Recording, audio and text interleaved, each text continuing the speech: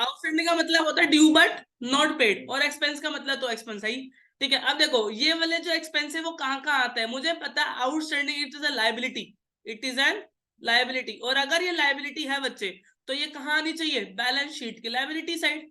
किस नाम से आएगी, आउटस्टैंडिंग, जो भी होगा, आउटस्टैंडिंग सैलरी होगा तो आउटस्टैंडिंग सैलरी, आउटस्टैंडिंग वेजेस होगा तो आउटस्टैंडिंग वेजेस, बात खत्म। चलो अगला, सैलरी जितने की भी है, सैलरी जितने की भी है उसी में बेटा एड ऑन हो जाएगा, उसी में बेटा क्या हो जाएगा, एड ऑन हो जाएगा। तो एड ऑन होकर जो भी आंसर आएगा वो आएगा। जैसे मुझे पता है कि सैलरी थी ना 12,000 की थी, ठीक है सैलरी, और एक और एडजस्टमेंट में लिखा हुआ था आउटस्टैंडिंग सैलरी 8,000, तो मैं क्या करूंगा, दोनों को प्लस करके ही लिखूंगा, कहां पर, पीएनएल में। लेकिन जब हम बैलेंस शीट बना रहे होंगे तो बैलेंस शीट में सिर्फ लायबिलिटी साइड लिखेंगे, किसको, आउटस्टैंडिंग सैलरी को।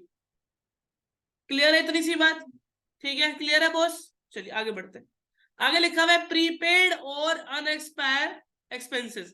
प्रीपेड का मतलब होता है पेड इन एडवांस, ठीक है, जो भी पेड इन एडवांस, तो नेक्स्ट ईयर के लिए होते हैं। अगर नेक्स्ट ईयर के लिए हमने आज ही भर दिया तो वो मेरी क्या बन जाती है बच्चे, एसेट, वो मेरी क्या बन जाती है, एसेट बन जाती है। और अगर वो मेरी एसेट बन चुकी है तो वो मेरी कहाँ आएगी, बैलेंस शीट में, कहाँ आएगी बच्चे, बैलेंस शीट में आएगी, कहां पर, एसेट साइड में, ठीक है, और नाम आएगा वही प्रीपेड जो भी है। ज्यादातर प्रीपेड इंश्योरेंस ही होता है, तो हम प्रीपेड इंश्योरेंस ही लिख दिया मैंने, ठीक है। ज्यादातर जितने भी क्वेश्चंस आएंगे ज्यादातर प्रीपेड इंश्योरेंस के नाम से ही आएंगे। चलो, तो इंश्योरेंस थी 12,000 रुपए की, क्वेश्चन ने बोला उसमें से प्रीपेड इंश्योरेंस कितने रुपए की है, 2,000 की, तो मैं क्या कर दूंगा, डिडक्ट कर दूंगा और लिख के कहूँ कितना, 10,000। ये सारी ट्रीटमेंट कहाँ आएगी, पीएनएल में, क्योंकि पीएनएल में आता है खर्चा टोटल, चाहे दिया हो चाहे ना दिया हो, लेकिन लिखेंगे, ठीक है। चाहे नहीं दिया तो मतलब आउटस्टैंडिंग प्लस कर देंगे, अगले साल का दे दिया तो माइनस कर देंगे, बिकॉज पीएनएल में सारी करंट ईयर का एक्सपेंसेस आते हैं।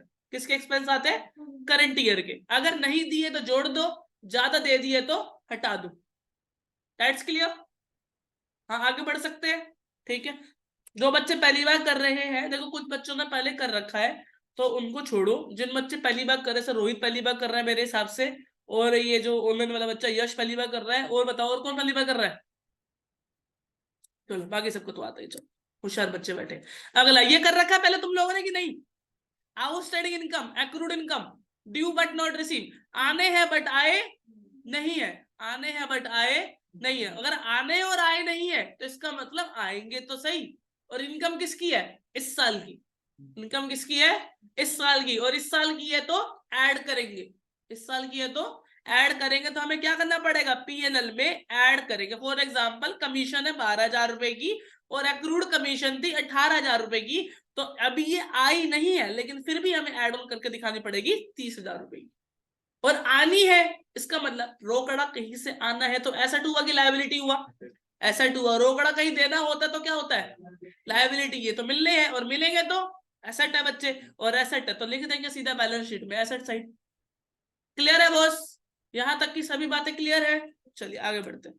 क्या हम इनकम रिसीव कर चुके हैं, क्या इनकम रिसीव इन एडवांस, जैसे मैंने तुमसे मार्च की फीस ले ली, अब ये मेरे ऊपर लायबिलिटी है, क्यों, क्योंकि जब तक मार्च का महीना खत्म नहीं हुआ, जब तक तुम में से कोई बच्चा आगे बोल सकता सर पढ़ा दो, और हमें पढ़ाना पड़ेगा क्योंकि हमने मार्च की फीस ले ली, तो ये तब तक मेरे लिए क्या है, लायबिलिटी। जैसे ही 31 मार्च खत्म वैसे ही वो लायबिलिटी भी खत्म, लेकिन जब तक वो हुई नहीं जब तक मेरे लिए तो क्या रहेगी, लायबिलिटी। कोई भी पैसा आपने किसी भी कस्टमर से एडवांस पकड़ लिया तो वो आपके लिए लायबिलिटी है, जब तक आपने उसकी या तो सर्विस नहीं दे दी या तो आपने उसको सामान नहीं बेच दिया। फॉर एग्जाम्पल किसी का मेरे पास 2 लाख रुपए का कंसाइनमेंट आया कि हाँ मैं 2 लाख रुपए के गुड ट्रांसफर कर दूं, तो मैं बोलूंगा ऐसे कौन है भाई तू, मुझे तो नहीं पता, मैं ना बना रहा। तो वो कहता चलो ठीक है सर मैं आपको 20,000 रुपए एडवांस देता हूँ और आप मेरे को दे देना 2 लाख का सामान, और बाकी rest of the payment which is 1,80,000 I will give you at a time of delivery. Okay clear है बात। तो इसका मतलब जो 20,000 रुपए है, 20,000 रुपए मेरे लाइबिलिटी है, कब तक, जब तक मैं उसका सामान उसको ट्रांसमिट ना करवा दूं, डिलीवर ना करवा दूं, जब तक मेरे लिए क्या है वो लाइबिलिटी। जैसे सिनेरियो देखते हैं, मान लो मेरे पास 25 मार्च को एक ऑर्डर आया, क्या मेरे पास ऑर्डर आया 25 मार्च को, वही वाला ऑर्डर 20,000 वाला, तो मैंने 20,000 पकड़ लिया उस बंदे के, लेकिन मुझे देने वो 5 अप्रैल को सामान है, कब देना है वो, तो ये जो ईयर है इस ईयर के लिए तो ये क्या हो गया, एडवांस हो गया ना। और एडवांस कहाँ डालना पड़ेगा, लायबिलिटी, क्योंकि इसको कमाने के लिए तो मैंने पैसा सामान दिया ही नहीं उसको, तो इसलिए क्या रहेगा मेरे लिए, एडवांस। और एडवांस हमेशा क्या होगा, लायबिलिटी। कोई भी इनकम जो हमने एडवांस में पकड़ ली वो मेरे लिए लायबिलिटी होगी। कोई भी एक्सपेंडिचर जो मैंने एडवांस में दे दिया वो मेरे लिए एसेट। देना अगले साल था, दे आज दिया, तो एसेट। यहां देना मिलना कल था, ले आज लिया, तो लायबिलिटी। क्लियर है बॉस? चलिए, तो कमीशन माइनस कर देंगे एडवांस कमीशन, तो बचा कितना, 10,000। बचा कितना, 10,000। बात क्लियर हो गई यहां तक? समझ आ गई यहां तक की बात है? ये पहली बार सीख रहे सब मेरे ख्याल से। चलो अगला करते हैं, धीरे धीरे करेंगे। ये डेप्रिसिएशन मैं करवा चुका था last year, last last time. तो डेप्रिसिएशन क्या होता है, एक्सपेंस होता है, और एक तरीके का लॉस भी है। मान लो बिल्डिंग कितने की है, 20 लाख रुपए की। मान लो कितने की बिल्डिंग है, 20 लाख रुपए की। उसका 10% का क्या है, 10% का डेप्रिसिएशन है। उसका 10% का क्या है, डेप्रिसिएशन है। तो पीएनएल में से लिखेंगे कितना, इसका 10% निकालेंगे, कितना आ गया, 2 लाख। तो 2 डेप्रिसिएशन 2 लाख। बात समझ आ गई? आगे बैलेंस शीट में एसेट साइड में लिखेंगे बिल्डिंग माइनस डेप्रिसिएशन, 18 लाख बच गए। क्योंकि यहां दिखाते हैं एक्चुअल एसेट की वैल्यू। क्या दिखाते हैं यहाँ पर, एक्चुअल एसेट की वैल्यू। तो बिल्डिंग थी 20 लाख की, माइनस कर दिया 2 लाख, तो बचा क्या, 18 lakh. Is it clear to all? Clear है? पहले यहां तक का नोट कर लो फटाफट से। देखो एक बार दोबारा समझा देता हूँ, बैड डेब्ट क्या होते हैं। बैड डेब्ट का मतलब होता है वो डेटर जो मुझे पैसा देने से आखिरी में मना कर देंगे, मुझे पैसा नहीं देंगे। ठीक है, तो अगर वो मेरे ट्रायल बैलेंस में है बेटा, तो उसको मैं बोलता हूँ ओल्ड बैड डेब्ट। क्या बोलता हूँ मैं उसको, ओल्ड बैड डेब्ट। कोई भी आइटम जो आपके ट्रायल बैलेंस में होते हैं वो सिर्फ एक ही जगह आएगी, तो ये सिर्फ एक ही जगह आएंगे, जो 2 PNL। ठीक है, 2 में आएंगे 2 बैड डेब्ट। खर्चा होते हैं, लॉस होते हैं, तो 2 में ही आते हैं। क्लियर हो गया? लेकिन अगर गलती से बैड डेट आपको आपको मिल गया एडजस्टमेंट में, और एडजस्टमेंट में बोलते हैं उसको फर्दर बैड डेट। क्या बोलते हैं एडजस्टमेंट में उसको, further bad debt. Further bad debt का मतलब है वो दोबारा, एडजस्टमेंट में तो 2 जगह आने चाहिए, तो एक जगह तो आएगा पीएनएल में 2 बैड डेट के नाम से, सेम चीज है ये। ठीक है, 2 बैड डेट पीएनएल में डेबिट साइड आ जाएगा बच्चे। ठीक है, अगला एक बार आएगा बैलेंस शीट में डेटर माइनस बैड डेट। जो भी हमारे डेटर होंगे, मान लो 2 लाख के डेटर है, मान लो हमने 2,000 का बनाया क्या बैड डेट, तो आंसर आएगा 198,000।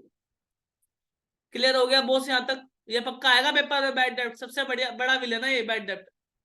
क्लियर हो गया? चलो नेक्स्ट करते हैं, अब धीरे धीरे और आगे बढ़ेंगे, सिनेरियो को आगे पहुंचाते हुए थोड़ा थोड़ा शुरू करते हैं। देखो जैसे प्रोविजन फॉर डाउटफुल डेब्ट, अब आगे बेटा प्रोविजन की बारी। किसकी बारी है, प्रोविजन। ये तो बैड डेब्ट था, ठीक है, ये क्या है, प्रोविजन। केस नंबर 1, मान लो आपको दे रखा है क्या, ट्रायल बैलेंस में डेटर दे रखा है 2,20,000 के, बैड डेट ट्रायल बैलेंस में ही दे रखे हैं, और अगर ट्रायल बैलेंस में दे रखे तो उसको क्या बोलोगे, ओल्ड। कितने रुपए की है, 20,000 के है। क्वेश्चन ने बोला एडजस्टमेंट बताओ 10% प्रोविजन फॉर डाउटफुल डेप्ट। प्रो का मतलब प्रोविजन, डी का मतलब डाउटफुल, डी का मतलब डेप्ट। ओके, इसकी शॉर्ट फॉर्म है PRDD। ठीक है, समझ गए? तो मैंने लिखनी शॉर्ट फॉर्म, लेकिन आगे पूछो।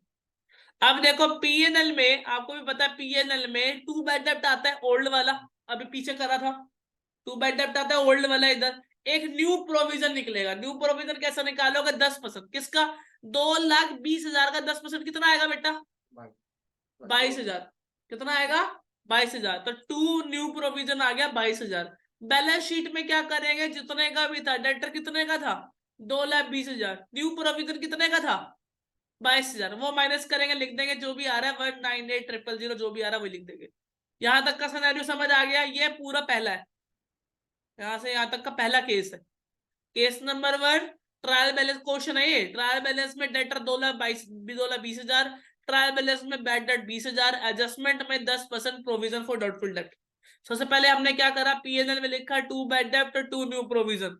बैड डेट तो सेम लिख दिया, और न्यू प्रोविजन क्या कर दिया, 2,20,000, 2,20,000 का निकाल दिया, 22,000 रुपए हो गया।